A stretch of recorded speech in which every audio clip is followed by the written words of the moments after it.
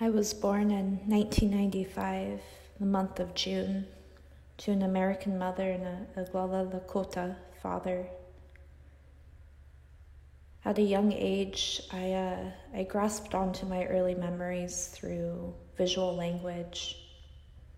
Landscape was the only thing that I could understand as a child. It was the one thing that was consistent and easy to digest.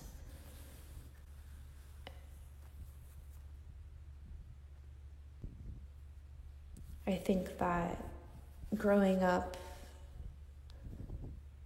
as an adopted child, as a biracial child, being half white, half Lakota, I always felt like I existed in between two worlds.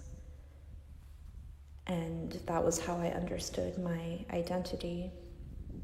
I think that as a reflection of this experience of being between two worlds, I began to create landscape prints, almost obsessively, constantly pulling visuals of landscape from memories I had as a kid, or memories that my ancestors had, memories that were instilled in my psyche, in my body.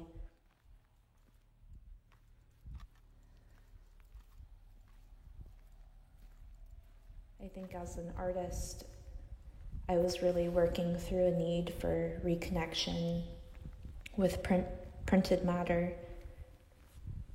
I think that this repetition of mark making and printing and sculpting has become habitual, almost ceremonial. I think landscape tends to reflect a perseverance I see in human nature.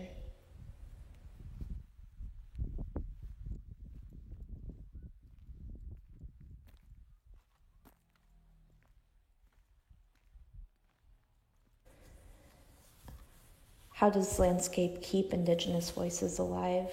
How does landscape hold and protect our stories?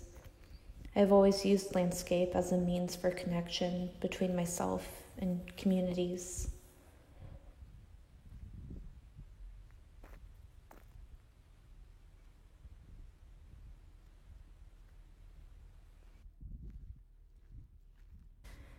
Growing up, I was told that our spirits and our ancestors, lived in all spaces, like the hills and the skies and the lakes. I understood early on that our ancestors really became one with the land as a sort of form and of resilience and strength. I think that these stories really formed my interest in the expansiveness of landscape beyond our perception of time and space. These stories became really comforting as I navigated these landscapes as an adult.